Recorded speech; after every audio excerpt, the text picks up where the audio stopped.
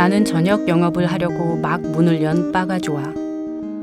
안의 공기는 아직 시원하고 깨끗하며 모든 것이 반짝거리고 바텐더는 막 거울에 자기 모습을 마지막으로 비춰보며 넥타이가 똑바로 됐나 머리가 단정한가 점검하고 나오는 참이지. 바의 뒤에 가지런히 놓여있는 병도 좋고 아름답게 반짝이는 유리잔이나 기대감도 좋아. 바텐더가 그날 저녁에 첫 잔을 만들어 빳빳한 받침 위에 내려놓고 작게 접은 냅킨을 옆에 놓아두는 모습도 좋지. 술을 천천히 음미하는 것도 좋아. 조용한 바에서 조용하게 그날 저녁에 첫 잔을 마신다는 건 정말 근사한 일이야. 나는 그 말에 동의했다.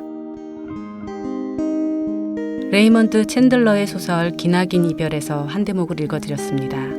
저는 문장의 소리 DJ 김진여입니다. 한 사람이 말을 걸어오네. 저기 내 얘기 좀 들어볼래요. 그 순간 바람이 한 줄기 불어와 책장을 넘기고 가네. 이것이 당신의 말들인가요? 참 아름다운 문장이군요. 다시 바람이 한 줄 불어오면 우리는 친구가 되네. 당신과 나는 친구가 되네. 문장의 소리. 오늘 작가의 방에는 최근의 시집 공면의 힘을 펴내신 서동욱 시인을 모셨습니다. 안녕하세요. 네, 안녕하세요. 네, 문장의 소리 청취자분들을 위해서 서동욱 시인에 대해서 간단히 소개해드리겠습니다. 서동욱 시인은 1995년에 세계문학을 통해 등단했고요. 시집으로 냉보가 시쓰기를 그만둔 날, 우주전쟁 중의 첫사랑, 그리고 지금 펴내신 공면의 힘이 있고요. 그 외에 문학평론집 익명의 밤 외에 뭐 번역서 등 해서 굉장히 많은 철학서들을 출간하셨습니다. 공면의 힘을 펴내시고 요즘 어떻게 지내고 계세요? 네, 뭐 평소대로 지내고 있습니다. 계속 강의하고 네. 글 쓰고 이런 게 주로 제가 하는 일이죠. 너무 건조한 생활을 보내고 있으신데 그럼 공면의 힘 이후에 뭔가 재밌는 사건이나 뭐 어떤 뭐 시집에 대한 반응이나 뭐 이런 것들에 대한 뭐 재밌는 에피소드는 없으셨어요? 뭐 재밌는 에피소드랄 건 없고요. 그냥 뭐 시가 재밌어졌다. 뭐 그런 얘기가 재밌게 들리더라고요, 저한테. 네. 그럼 그 이전 시집에 대해서도 스스로 또 약간 생각하게 되시지 않으세요? 공면의 힘 이번에 내고 이전 시집들을 한번 펴본 적이 있었는데요. 네. 너무 낯설어서 꼭 모르는 사람 같더라고요. 네. 어떻게 보면 되게 좋은 독후감. 그렇죠. 예, 네, 그럴 것 죄송합니다. 같아요. 네. 아주 새로운 사람으로 새로운 시를 쓴 기분이 드셨을 것 같은데 등단하신 횟수하고 지금 이게 책이 출간된 어떤 그 뭐라 그럴까요? 간격을 봤을 때는 조금 시집의 양이 뭐 그게 절대적이고 뭐 좋다 나쁘다 말할 수 없지만 좀 적은 편이지 않나라는 생각이 드는데 어떠세요? 스스로 그런 점에 대한 자각 같은 게 조금 있으신지 책을 내는 간격에 글쎄요. 대해서. 뭐 다른 여러 가지 제가 꼭 해야 됐던 일들 이런 것들이 뭐 절대적인 시간을 필요로 했던 점도 있겠고요. 근데 그렇지만 뭐 저는 그렇게 시를 뭐 어느 만큼 써야 많이 써야 되느냐 이건 뭐 잘 모르겠지만 시가 꼭 그렇게 뭐 많이 써야 되는 문제인가 그건 좀 생각을 해보고 있습니다. 네. 그렇죠. 좋은 시 한 편만 갖고 있어도 평생에 엄청난 행복이자 행운이지 않을까 하는 생각이 드는데. 네, 그러니까 이런 느낌이 들더라고요. 지금 세 번째 시집을 내보니까 이렇게 뒤를 돌아서 보니까 그러니까 점점 그 과정이라는 게 시를 버려가는 느낌. 그래서 마지막 하나가 남을 때까지 그런 느낌이 아닐까 싶어요. 그러니까 오히려 뭐 시집이 많이 나온다고 해서 시가 증가한다기보다도 오히려 거꾸로 되는 이 운동을 쫓아가는 게 아닌가 하는 생각이 듭니다. 그럴 수 있겠어요. 정말 모든 예술 분야 에서 보면 뒤로 갈수록 단순해지고 어떻게 보면 진짜 단 하나의 점을 위해서 시도 달려가는 것이 아닌가 하는 생각이 드는데 공면의 힘 저도 참 재밌게 읽었는데요. 아까 재밌게 읽었다 이런 반응들을 접하고 있으시다고 했는데 이전에는 그럼 재밌다는 평가가 없으셨었던 건가요? 아마 다른 종류의 재미있음이 아닐까 싶은데요. 맞아요. 그리고 왜냐하면 이전의 시집하고 분명히 이번 시집하고 좀 차이가 있는 것 같아요. 그 공면의 힘이라는 제목부터가 그죠? 그 어떻게 보면 서동욱 시인 철학을 하는 서동욱 시인하고도 굉장히 잘 어울리는 제목 같기도 한데요. 공면의 힘이라는 제목, 이 제목에 대한 그 뭐라 그럴까? 표제로 선택하신 이유랄까? 이런 것들 좀 여쭤볼 수 있을까요?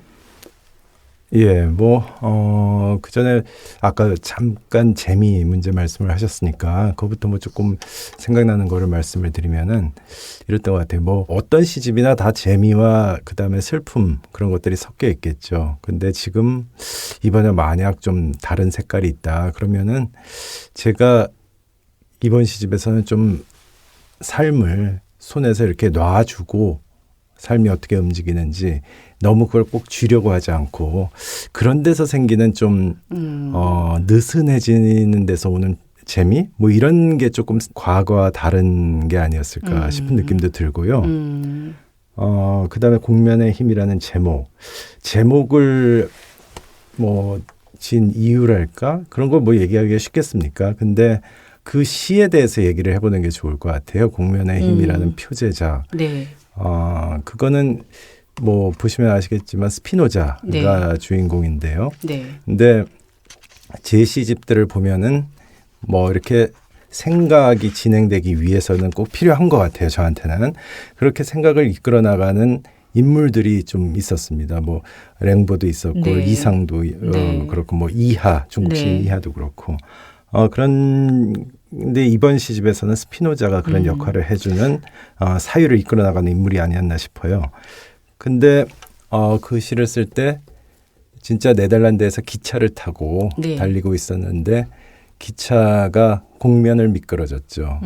근데 이 공면이라는 건 사실 특히 자동차를 가지고 인터체인지나 이렇게 공면을 주행해 보셨으면 아시겠지만 하여튼 굉장한 절도를 굉장한 이 적합한 비율 이걸 필요로 하는 게 사실 공면이죠.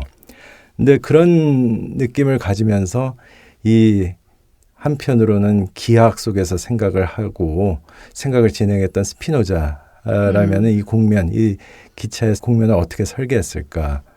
그다음에 도대체 왜 세상에서는 이런 이상적인 공면을 벗어나는 그래서 사람들이 탈선을 하게 되는 그런 사고, 사유의 사고, 욕심의 사고, 기타 등등 이런 것들이 함께 일어날까 뭐 이런 생각들을 하게 됐습니다. 그러면서 이 시를 쓰게 됐고 결국은 그런 하나의 가장 적합한 비율에 점점 수렴해 가는 그런 사유 이런 것들을 대표해 줄 수 있는 게 바로 그 제목 아니었을까. 그런 어떤 적합한 이상적인 공면 거기서 유래하는 힘이 네. 어떤 것인가 탐구하는 것 이런 것들이 제가 전반적으로 시집을 통해서 해온 게 아닌가 싶어요. 네. 말씀을 들으니까 뭐 시가 훨씬 더 깊이 있게 잘 이해가 되는 측면도 있는데 읽다 보니까 그런 힘의 차원에서 중력이라는 이 단어도 눈에 도드라지더라고요. 그러면서 뭐 탄력이라는 단어가 옆에 같이 달라붙고요. 그것도 같은 맥락에서 저희가 조금 이해해 보면 좋을까요? 그렇습니다. 이번 시집에 제가 관심을 가졌던 것들이 사실 어떤 뭐 인간사 물론 인간사를 담아내고 있죠. 근데 하여튼 가장 근본적인 층위에서 우리가 생각해 볼 수 있는 게 뭘까? 그게 자연 안에 있는 힘들 아닐까? 이런 생각을 하게 됐거든요. 그래서 아마 제 관심이 주로 갔던 게 이 근본적인 힘들. 그러니까 무게라든가 아니면 중력이라든가 아니면 또 뭐 집중력도 있고 그다음에 생각이라든가 이렇게 가장 단순한 단어로 표현되는 화두들 그러면서 동시에 이 자연 안에 있는 그리고 인간 안에 있는 가장 기본적인 힘들 이런 것들을 사유 대상으로 삼고 싶었어요. 그게 아마 그 시집에 반영된 결과가 아닌가 싶습니다.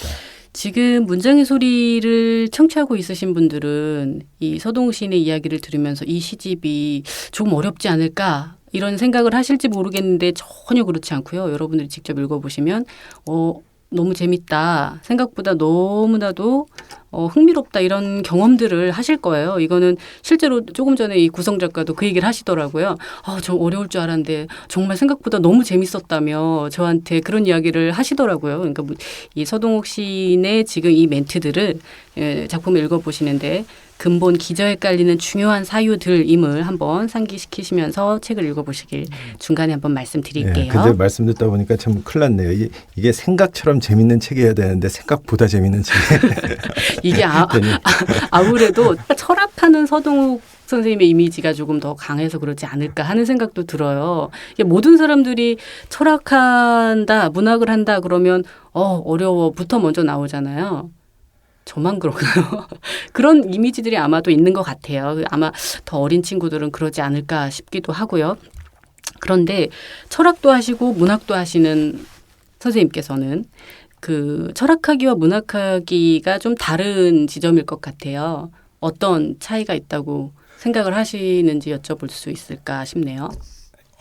굉장히 많이 받는 질문이고요. 그러면서도 늘 만족스럽게 대답을 못했고 또 만족스럽게 대답하는 게 가능할까 이런 생각도 들고요. 그리고 네. 그게 이런 질문 안에 제가 하는 활동들을 담아내는 게 또 저한테 가장 적합한 일일까 하는 약간의 불만도 가지고 있었습니다. 이게 왜냐하면은 뭐 시인들이 다른 직업도 많이 가지고 있잖아요. 네. 근데 그런 다른 직업 관련해서는 질문을 받는 법이 없는 것 같은데 꼭 철학하고는 같이 엮여서 질문을 받더라고요. 문학하고 워낙 친하니까 그럴 수 있을 것 같아요. 뭐 그런 점도 있겠고 어떤 점에서 이거는 서로 대화하지 않고 가는 길인 것 같기도 한데 아마 그런 질문이 탄생하게 된 거는 철학이나 문학이나 우리의 평균적인 시각으로부터 우리를 떠나게 해주는 거. 떠나서 더 근본적인 영역에 말을 통해서 그것도 말도 지금까지 쓰이는 방식이 아니라 새로운 방식으로 쓰이는 말이겠죠. 이걸 통해서 가닿게 해주기 때문에 이 양자를 잡고 함께 같이 놀려고 하는 게 아닌가. 이미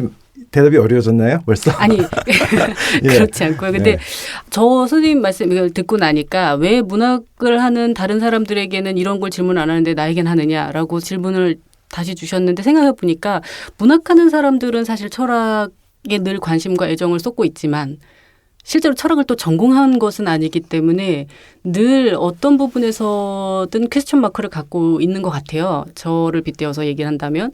그래서 조금 더 궁금한 측면이 있기 때문에 질문을 드리는 게 아닐까? 서동욱 시인의 입장에서는 되게 어려울 것 같기도 하다 생각이 드네요. 이제 그만하기로 하겠습니다. 그 질문은.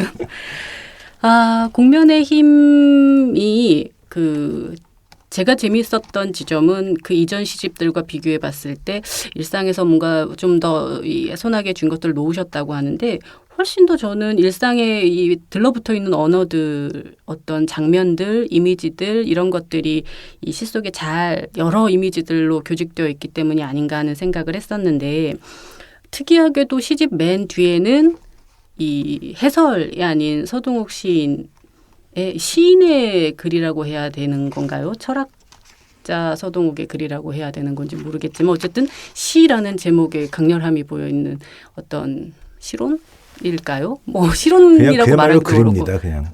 네, 글이 한 편이 붙어 있어요. 이렇게 구성하신 이유를 좀 여쭤보고 싶네요.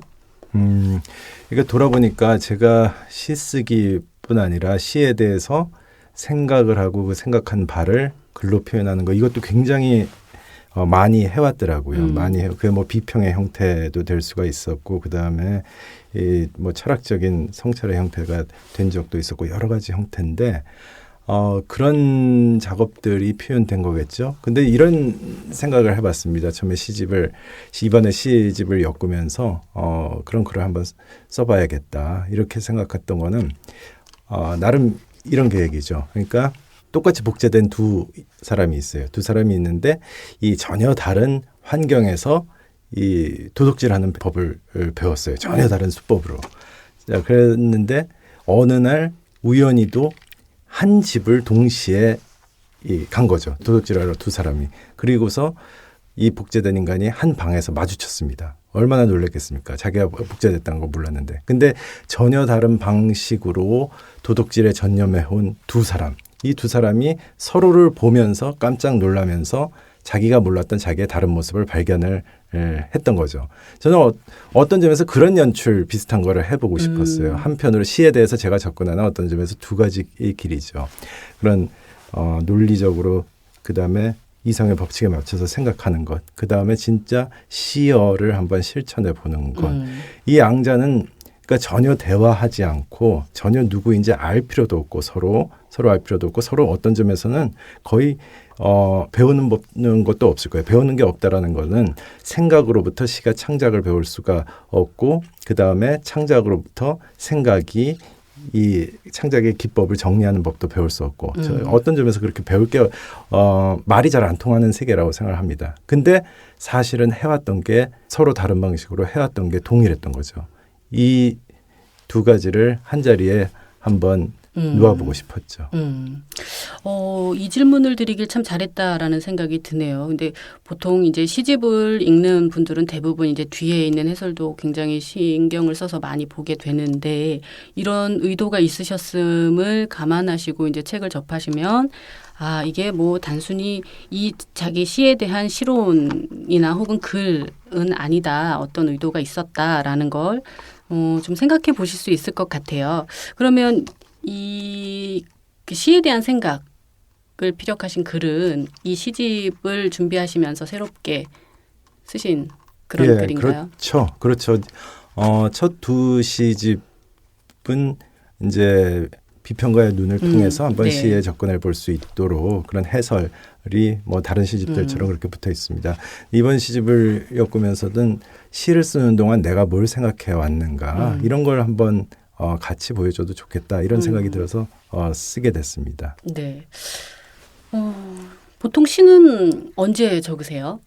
쓰시는 뭐 특별히 뭐 어느 순간 시가 온다 뭐 이렇게 쓰시는 건지 아니면 청탁을 받고 쓰시는 건지 궁금하네요. 네, 그런 건 없는 것 같아요. 그러니까 뭐 청탁을 받거나 뭐 기타 등등 이런 식의 외적 조건들 이거하고 별도로 도대체 언제 시가 쓰여지는가 이게 이제 핵심적인 질문이 될 거라고 생각을 하는데 근데 꼭 이런 느낌이 듭니다. 언제 찾아오는지 모르죠. 언제 찾아오는지 모르고 뭐 시가 다 한꺼번에 찾아오는 것도 아니에요.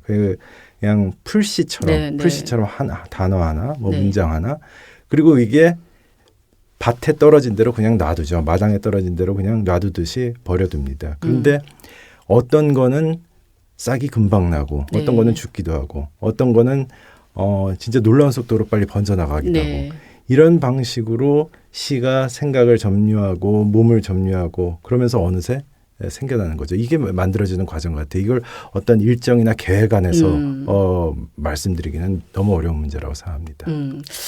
뭔가 질문한 사람이 바보가 되는 기분의 어떤 아주 멋진 대답을 해 주셨는데 맞는 말씀이시죠. 근데 그럼에도 불구하고 그 순간순간 시를 쓰시면 그럼 순간적으로 시를 쓰시고 났을 때 한편으로 다 완성하시고 났을 때 기분이랄까?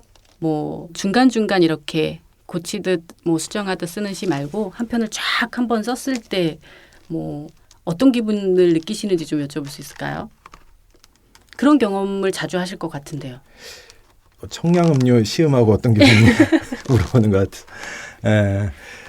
글쎄요. 일단 시를 쓴 사람으로서는 기분이 좋죠. 근데 그 말씀 드리고 나니까 별로 그 더 이상의 기분은 없는 것 같아요. 그러면 거의 최고의 기분일 수 있지도 않을까. 원래 그 조금 전에 말씀 중에서도 시에서도 늘 비유를 굉장히 잘 쓰시는 거라고 저는 늘 느껴왔는데 지금 청량음료 얘기하니까 딱 그 말씀 맞는 것 같기도 하네요. 그죠? 시 다 쓰고 나면 맥주 한 잔 먹으면 기분이 사라질 테니까. 뭐 공면의 힘에 대해서 이야기를 하다 보니까 그 시인의 시 한 편을 먼저 같이 읽고 들어보고 이야기를 더 나눠봐야 될 것 같다 생각이 듭니다. 공면의 힘 중에서 시인의 목소리로 시 한 편을 들어봤으면 하는데요. 어떤 시를 골라오셨나요? 예, 읽기에 글쎄요. 저 어느 게 적합할까 좀 생각을 해보다가요. 시는 그런 것 같습니다. 어떤 시는 그냥 눈으로 읽는 게 편할 수도 있고 어떤 시는 또 들으면 더 좋을 수도 있고 뭐 여러 가지 이 조건에 따라서 이제 달라질 것 같은데요. 제 느낌에는 그래도 너무 듣기에 지루하지 않고 그러니까 먼저 짧아야지 낭송하기엔 좋은 것 같아요. 그런 것 가운데서도 좀 오히려 목소리를 전하면 좋을 게 뭔가 생각을 해보다가 감전이라는 시를 골랐습니다. 네, 들어보겠습니다. 감전. 옷장 안에 전기를 잘 가두었다. 버려진 스웨터 속에서 잠을 자던 영혼의 마지막 조각 같은 정전기. 생과 생을 통과하는 감전. 나는 마흔을 슬프게 보낸 것 같고 너는 저녁이 와도 불을 켜지 않았으며 아마도 대흥역의 똑같은 개찰구를 언젠가 통과했겠지. 세월을 인내할 줄 아는 것은 옷장이 아니며 냉장고다. 저토록 엄격한 보호자를 보라. 개찰구의 센서들만이 인과율을 복원할 수 있을 것이다. 왜 한 사람이 우는 물처럼 지나갔고 왜 한 사람이 오지 않는지. 그러나 금방 치워지는 식당 밥상처럼 새밤이 오고 새날이 온다. 어느 날 마른 발걸음은 기억을 잃어버리고서 역에서 내린다.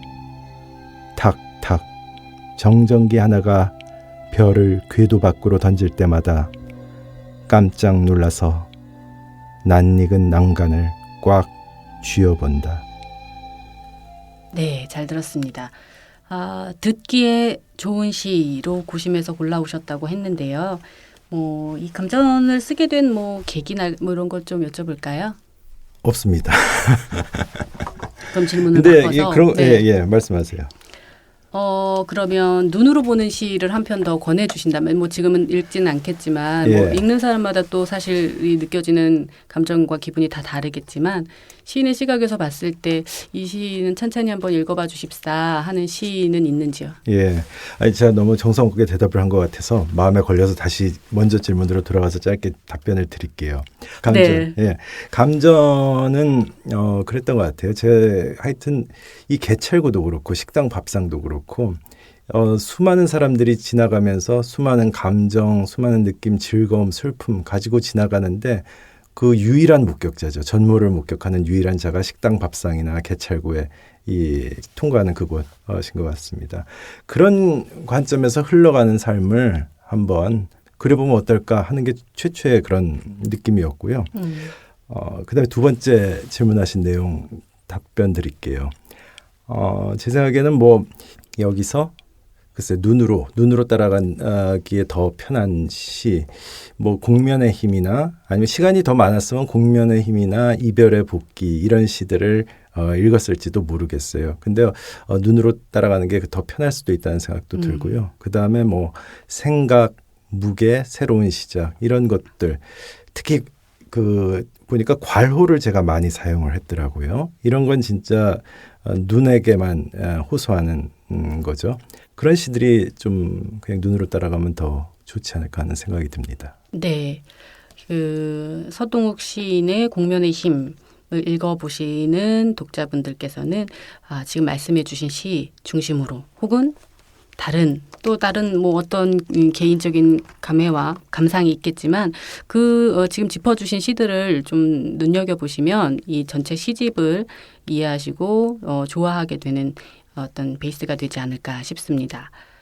한 권의 시집을 묻고 나면 무념, 무상의 세계로 또 들어갈 수도 있겠지만 앞으로의 시 쓰기에 대한 고민도 하게 되지 않을까 하는데요. 시집을 내고 나셔서 지금 어떤 생각들, 앞으로 시에 대한 계획이랄까, 방향이랄까, 이런 것들을 정하고 쓰지는 않겠지만, 그럼에도 불구하고, 정리되는 기분 같은 게 있지 않을까요? 그건 또 다른 새로운 시작의 의미이기도 할 테니까. 예. 어떤 고민들이 있으신지. 예. 시집이라는 게 사실 결과물로서는 이제 새로운 게 출현할 수도 있겠지만, 저 같은 경우는 시집을 출간하게 되는 그런 계기가 되는 거는 반복 같아요. 원래 가졌던 문제로 자꾸 되돌아와서 다시 한번 생각해보고 다시 공략해보는 거죠. 그게 이제 늘 가장 정확한 궤도에 이건 뭐 언제 도달할지 모르겠지만 거기 가닿지 못하니까 계속 다시 무너지고 다시 쓰여지고 이렇게 되는 게 아닐까 싶어요. 네. 그런 점에서 제가 늘 관심을 가졌던 문제 그게 결국은 또 다른 형태로 표현되지 않을까 싶은데 그건 이런 겁니다. 이번 시집에서도 뭐 무게라든가 생각이라든가 집중력이라든가 기타 등등 이런 근본적인 힘들로 출현했던 것들이 있다고 말씀드리지 않았습니까? 근데 이 세상 안에 있는 의미 이전적이고 언어 이전적이고 형태 이전적인 것들 뭐 예를 들자면은 이 대기의 분위기라 공기의 분위기라든가 아니면 새벽에 무거운 공기나 아니면은 햇볕이 들었을 때 가벼워지는 공기 같은 거 이런 미세한 질감들 같은 거 이런 것들을 말을 가지고 접근을 해보고 싶었어요. 그런 근본적인 층에 있는 것들 아마 그런 것들이 되지 않을까 싶습니다. 그런 것들에 대한 관심이 계속되겠죠. 근데 결국은 이런 것들이 어떤 자연학적인 게 아니라 자연과학적인 관점에서 접근되는데 그쳐서는 안 되고 그야말로 인간 삶 안에서 그것이 접근이 돼야겠죠. 그런 것들이 자꾸 과제를 중첩적으로 만들고 더 어렵게 만드는 것 같아요. 근데 어쨌든 그런 문제들을 시 속에서 생각을 해왔고 뭐 계속 그런 생각들로부터 자극을 받게 되지 않을까 싶습니다. 네. 아마도 이 서동욱 시인과 이런 이야기를 주고받으면서 든 생각은 앞으로의 시에서는 더더욱 탁월한 어떤 예민한 감각들, 육체에서 비롯되든 생각에서 비롯되든 그런 것들이 빛을 발하지 않을까 하는 생각도 해봅니다. 공연의 힘에 대해서 이야기를 해보는 동안 시간이 벌써 이렇게 흘러가 버렸어요. 문정아의 소리를 듣는 청취자분들께 마지막으로 인사 말씀 부탁드리겠습니다. 예, 오늘 만나서 너무 반가웠고요. 계속해서 작품으로 여러분들과 만나고 싶습니다. 감사합니다. 네, 좋은 작품 부탁드립니다. 감사합니다.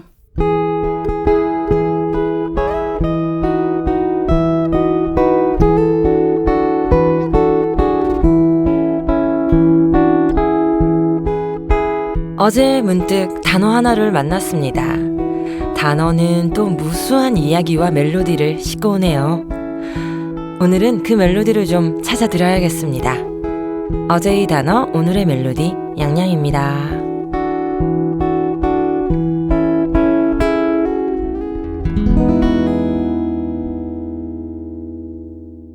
네, 안녕하세요. 양양입니다. 잘 지내셨나요? 한 주 또 별일 없이 즐겁게 지내셨는지 모르겠습니다. 2016년이 지금 절반 왔잖아요. 6월이니까. 절반쯤 왔다는 게 실감이 나시나요? 저는 절대 실감 나지 않아요. 절대 실감 나지 않고 그냥 아직 연초 같아요. 연초처럼 살고 있어요. 이 일을 어떻게 해야 되지?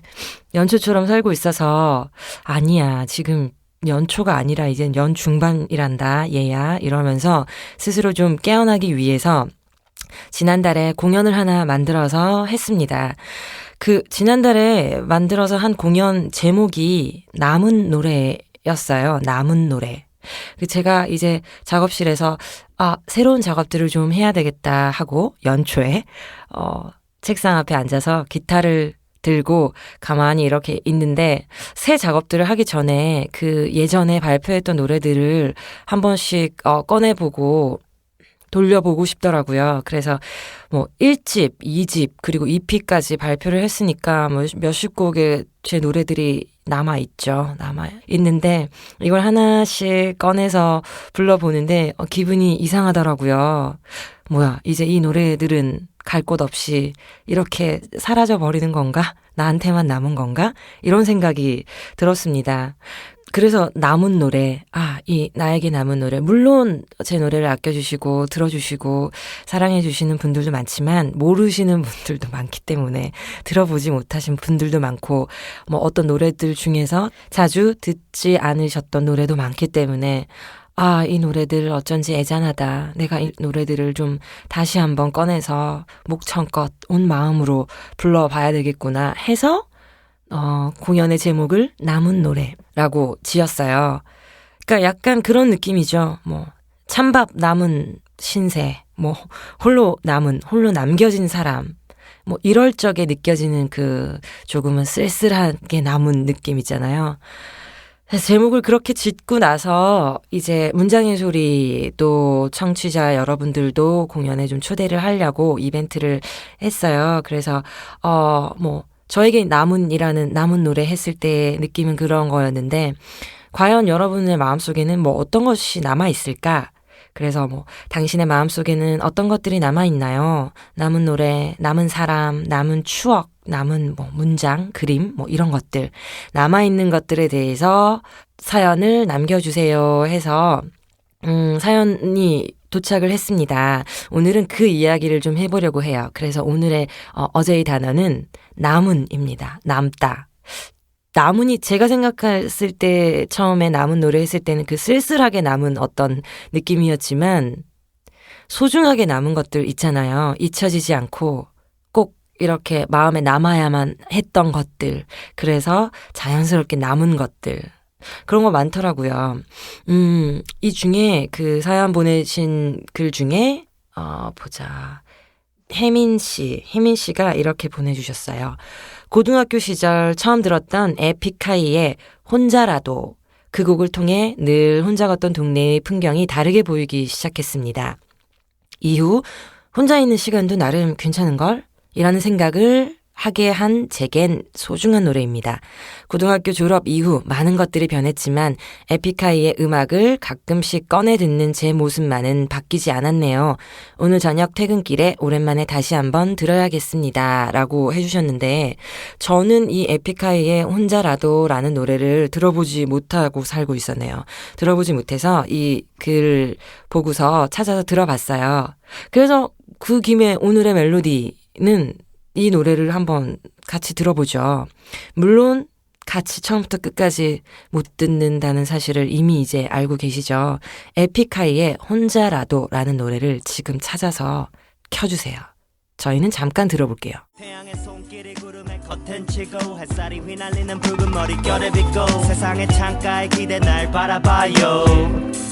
비록 혼자라도 아무도 없는 커피숍의 아침 내내 책 한 권에 깊게 빠져있다 때마침 내게 반갑게 전화 오는 고등학교 친구와 온 세상을 둘만의 잡담에 담고 싶다. 노래는 이렇게 흘러갑니다. 노래는 이렇게 뭐 하루에 어떤 시간들 그리고 뭐 친구에게 통화가 오기도 하지만 혼자인 그 시간. 가사를 한번 볼게요. 저도 이 노래 들으면서 가사를 살펴봤더니 좋더라고요. 그 앞에 그 전화통화, 친구와의 전화통화로 시작되거든요. 여보세요? 미스라 뭐하니? 나? 편지 써. 누구한테? 있잖아 걔. 아, 너 아직도 걔 생각하냐? 잊어버려라 좀. 야, 나와. 타블로는 뭐하냐? 되게 웃긴다 이거. 타블로는 뭐하냐? 아마 일촌 파도 타고 있을걸? 야, 이거 진짜 옛날 시대인가 보다. 일촌 파도는 그 옛날 그런 거죠. 일촌 파도 타고 있을걸? 아, 네 좋아하는 그 작가 전시회 한다던데 같이 갈래? 아휴, 오늘은 그냥 혼자 있을래 하면서 노래가 시작됩니다. 태양의 손길이 구름에 커튼 치고 햇살이 휘날리는 붉은 머릿결을 빗고 세상의 창가에 기대 날 바라봐요. 비록 혼자라도 아무도 없는 커피숍에 아침 내내 책 한 권에 깊게 빠져있다. 때마침 내게 반갑게 전화 오는 고등학교 친구와 온 세상을 둘만의 잡담에 담고 싶구나. 해가 떠나가면서 달빛과 별의 지폐를 바라보면서 어스름에 젖은 깃 펜을 꼭 쥐고 저 먼 지평선의 오선지로 내 삶의 멜랑콜리 멜로디 그려보네. 둘이서 걷던 거리가 나눠진 후에도 혼자서 걷는 이 거리가 외롭지는 않죠. 비록 혼자라도. 뭐 이 뒤에도 2절 가사도 같은 내용입니다. 혼자 뭐 어떤 여름 공기 쐬면서 뭐 사진 찍으면서 어떻게 다니는 길. 비록 혼자지만 혼자라도 괜찮아. 외롭지 않아. 이런 내용 가사더라고요. 그래서 이 노래를 듣고 가사를 살펴보고 났더니 그 사연 보내주신 혜민 양 이야기 공감이 완전히 되었습니다.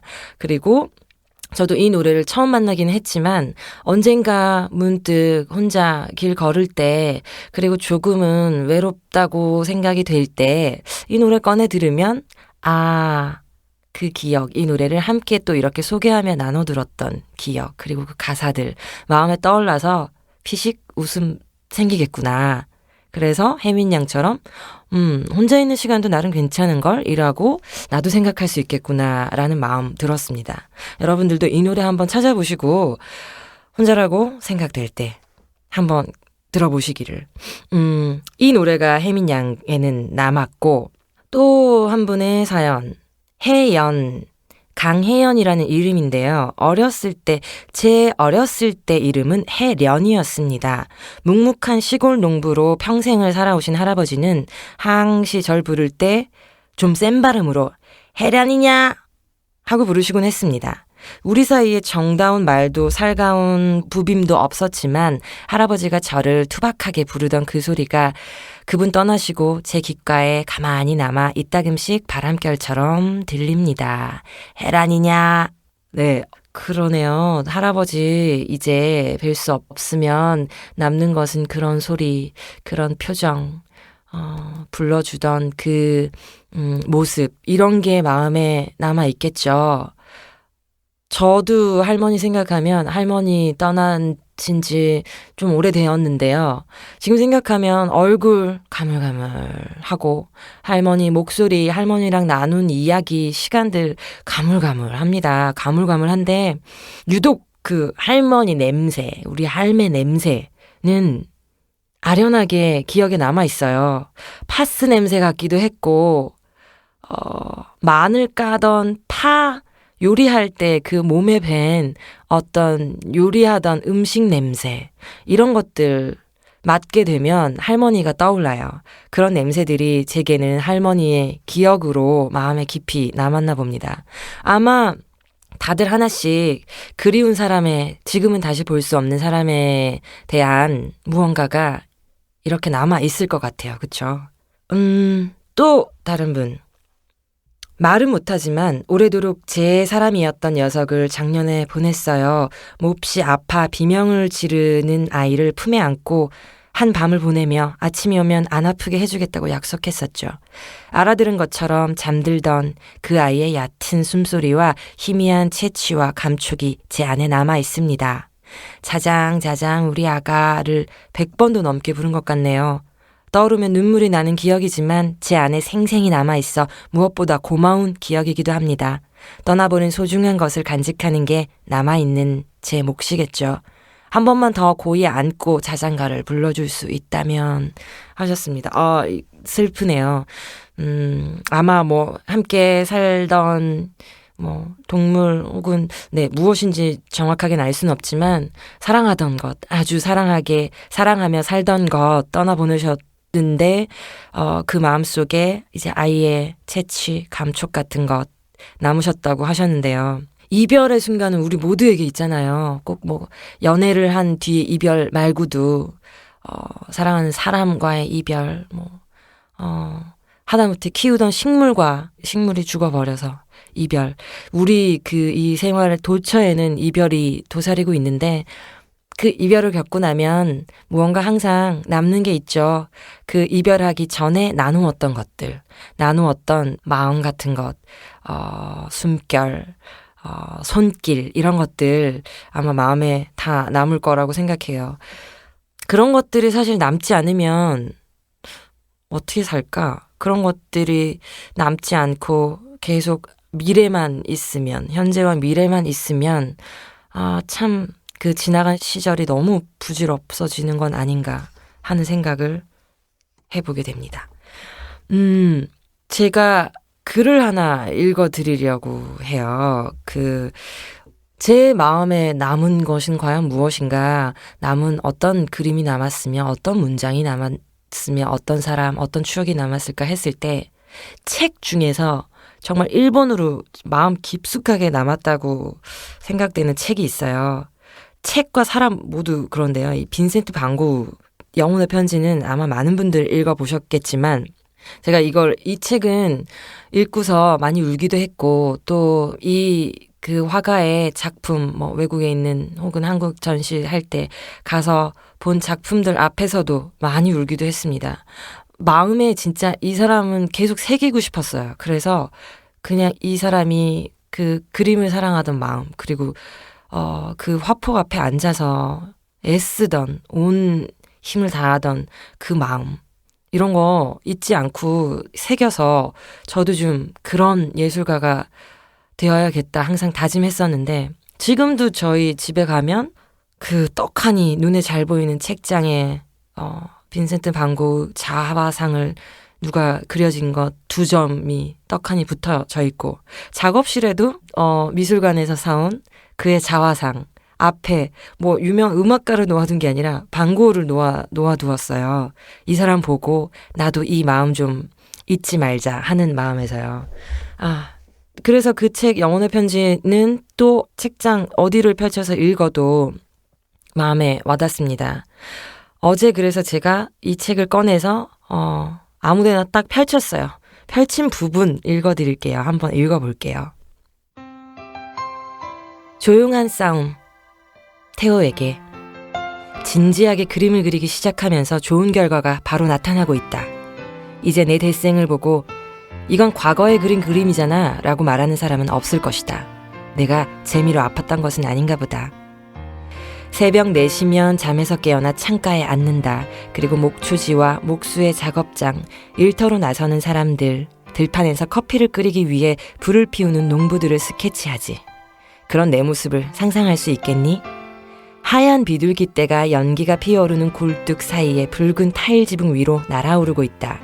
그 너머로 섬세하고 부드러운 초록의 초원이 수백 미터 펼쳐지고, 코로 반호이엔 등의 그림에서 볼 수 있는 평화롭고 조용한 회색 하늘이 보인다. 이른 아침 지붕과 지붕의 선이 엮어내는 굴곡과 그 사이에 자라는 풀들을 바라본다. 잠에서 깨어났다는 걸 느끼게 하는 삶의 신호들, 날아오르는 새, 연기가 피어오르는 굴뚝, 저 멀리 아래쪽에서 왔다 갔다 하는 사람들의 모습이 지금 작업 중인 수채화 주제다. 네가 그걸 좋아했으면 한다. 성공할 수 있을지 여부는 다른 무엇보다도 내가 어떻게 작업하는가에 달려있다. 지금처럼 계속 작업할 수만 있다면 조용히 싸움을 계속해 나갈 것이다. 작은 창문 너머로 평온하고 자연스러운 풍경을 바라보고 신념과 사랑으로 그것을 그리는 싸움 말이다. 그리고 될 수 있으면 그림 그리는데 방해가 되는 여러 가지 문제를 피해갈 생각이다. 그림을 너무 사랑하기 때문에 그림 이외의 어떤 것에도 주의를 빼앗기고 싶지 않다.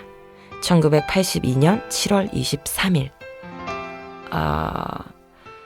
네, 이런 편지, 고흐가 테오에게 보내는 편지였습니다. 정말 결의에 가득 찼으면서도 억지스럽지 않고 간절하면서도 너무나 자연스러운 이야기잖아요. 아마 이건 저는 이제 예술가를 꿈꾸는 사람으로서 하나의 어떤 저에게도 다짐과 신념과 그런 믿음과 이런 걸 부추기게 하는 글이지만, 가만히 생각해보면 꼭 예술하는 사람이 아니더라도 삶을 살아갈 적에 이 반 고흐의 이런 시간들, 이런 말들 마음에 남겨두고 가끔씩 꺼내보면 힘이 되지 않을까요? 힘과 무언가 용기와 다짐이 되지 않을까 싶습니다. 아니, 좋은 그림만 남겨줘서도 너무 고마운데 좋은 이 마음의 글까지 남겨줘서 빈센트 반 고흐를 사랑할 수밖에 없죠. 오늘 남은이라는 단어로 이야기를 하고 있는데요. 네, 제게 남은 이 문장 들려드렸고요. 또 사연을 하나 보여드리면 진윤희 씨께서 써주셨습니다.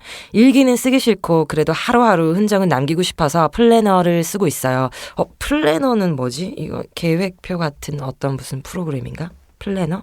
플래너를 쓰고 있어요. 연말 연시에 쌓여가는 플래너를 읽고 있으면 시간 가는 줄 모르네요. 앞으로도 남아있는 것들을 만들어가기 위해 열심히 플래너에 이야기를 채워가고 있습니다. 라고 하셨는데요. 네. 그렇죠. 저도 생각해보면, 저도 뭐 작은 일기장 들고 다니면서 순간순간 메모하는 습관이 있는데요. 그래서 진짜 생각해보면 남은 거, 내게 남은 것, 뭐가 있을까 떠올리면, 네, 일기장 번뜩 떠올라요. 일기장은 정말 뭐 어디 잃어버리거나 집이 불타지 않는 이상 항상 이사 갈 때마다 함부로 버릴 수 없잖아요. 그 순간의 기억들, 추억들이니까요. 그래서 전 일기장 뒤져가지고 노래 만들고 다 노래가 일기장 속에서 나왔고 그래서 또 일기장에서 그 뒤져서 모은 글들이 책이 되고 했었습니다. 제가 어제 일기장 또 오랜만에 열어서 뭘 좀 끄적거렸는데 앞에 보니까 엄청 긴 시간 동안 닫아두었더라고요. 와, 나 무슨 정신으로 지금 이 봄을 살고 있었던 거지? 아무런 마음에 남지 않았단 말인가? 어떤 한 문장도 쓸 것이 내게 없었단 말인가? 이런 생각 들면서 조금 슬퍼지긴 했었는데 그래서 이 마음에 남겨둘 문장 하나, 순간 하나 있다는 게 얼마나 고맙고 소중한 일인지 다시 생각해 보게 되었습니다. 이쯤에서 두 번째 멜로디를 들려드리려고 합니다. 두 번째 멜로디는 이것도 제 인생에 남은 노래죠. 이건 진짜 인생에 남은 노래인데 그 에릭 클랩튼의 Lonely Stranger라는 노래가 있어요. 이 노래가 왜 인생에 남았냐면 뭐 에릭 클랩튼의 이 앨범 그 언플러그드 앨범이에요. MTV 공연 실황을 앨범으로 발표를 했는데요. 1992년에 나왔으니까 와 이거 언제적이지? 그때 나온 앨범. 그래서 이 앨범은 제가 에릭 클랩튼의 다른 앨범들보다 유독 아껴 듣는 노래인데요. 그냥 이렇게 듣다가 Lonely Stranger라는 노래를 듣던 순간 또 정말 오열을 하면서 들었었죠. 그때 어떤 상황이었냐면 중국을 여행하고 있었는데요. 중국도 이게 도시가 아닌 깊은 산골짜기 여행하고 있었는데 그날도 어딘가 더 깊은 곳으로 가기 위해서 버스를 타고 몇 시간 동안 달리고 있었습니다. 몇 시간 달리고요. 이 동네 산길이 아니에요. 3,000m 정도, 해발 3,000m 정도 높이가 되는 그 높고 깊은 산을 버스가 그냥 하염없이 계속 구불 달리고 저 멀리에 설산, 녹지 않는 산이 햇볕 받아서 반짝거리면서 있었어요. 한참 달렸겠죠.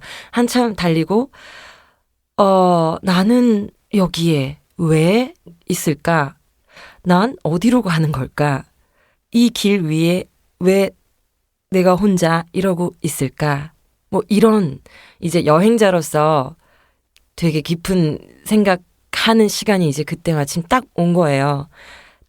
그런 생각들 막 하고 있는데 도대체 내가 어디까지 왜 이렇게 흘러가는가 하고 있는데 이 노래가 짠 하고 흘러나왔습니다. 흘러나오고 그 깊은 산길에서 드디어 저 멀리 있던 설산이 바로 눈앞에 온 거죠. 한번 그 노래를 들려드릴게요.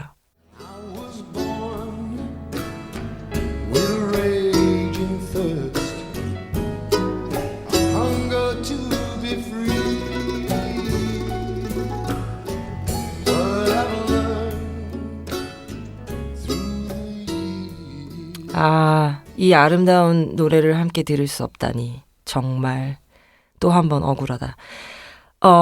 이 노래가요. 그 순간이었기 때문에 감정을 폭발시킨 것도 있지만 마침 우리가 지금 함께 듣지 못하지만 이 노래의 가사가요.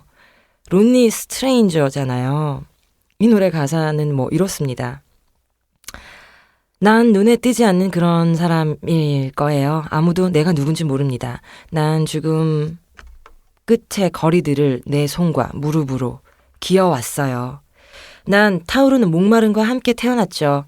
자유를 향한 배고픔. 하지만 그동안 배운 것들도 있습니다. 그러니 제게 용기를 주려고 하지 마세요. 왜냐하면 난 여기서 그저 외로운 이방인일 뿐이니까요. 게다가 난 뭐가 어떻게 돌아가고 있는지도 잘 모르거든요. 난 그냥 내 길을 갈게요. 네, 난 그냥 내 길을 갈 겁니다. 그럴 거예요. 이렇게 다짐 아닌 다짐 같은 거 있잖아요. 내 길을 나는 가련다. 이 말이 저가 그렇게 산골짜기에 그 먼 산골짜기에 혼자 그렇게 깊고 높은 곳에 혼자 있을 적에 이 가사가 흘러나오니 눈물이 터지지 않고 백일까요? 그래서 이 노래가 이제 인생의 노래가 되었죠. 아마 어딘가에서 또 혼자 먼 길을 떠났을 때 저는 이 음악을 이제는 앞으로는 찾아서 어느 순간 플레이를 하게 되겠죠. 그리고 또 마음속으로 그래 내 길을 나는 이방인일 뿐 하지만 내 길을 가련다 이런 거 되새기면서 네, 제게 남은 인생의 노래였습니다. 오늘 이 그 남은 노래 처음 시작은 그 왠지 남은 찬밥 신세 같은 남은 홀로 남은 쓸쓸한 남겨진 사람 할 때 그 남은의 단어였지만 여러분들이 써주신 사연으로 이야기를 나누었을 때는 그런 쓸쓸하게 남겨진 남은 말고 마음속에 따뜻하고 소중하게 남은 것들 이야기로 자연스럽게 넘어가게 되었네요. 마지막 사연을 읽고 오늘 또 무엇이 남았는지 곰곰이 한번 생각해보는 시간 가지면 좋겠습니다. 유현주 씨께서 적어주셨어요. 방 정리를 하다 보니 버릴 것과 남길 것에 대해 고민했습니다. 아쉽다고 생각했던 것들을 과감히 버리고 나자 정말 소중한 것만 남더라고요. 그 남은 것들을 바라보며 물건과 저를 동일시하게 되기도 했습니다. 누군가에게 선물 받은 만년필, 손편지, 오래된 사진 속 순간.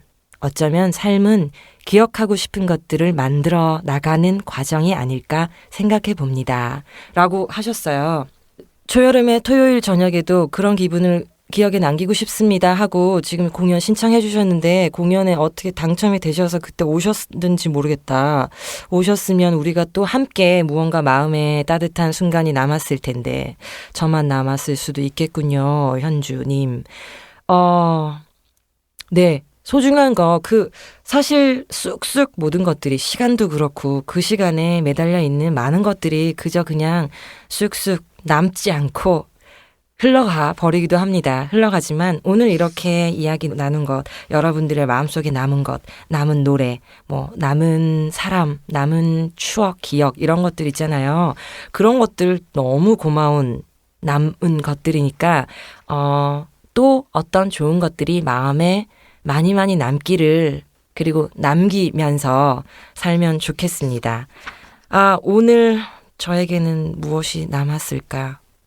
또 한번 곰곰이 생각해 보면서 여러분들의 남아있는 많은 소중한 것들 속에서 좋은 단어, 좋은 멜로디 많이 만나시기를 고맙습니다.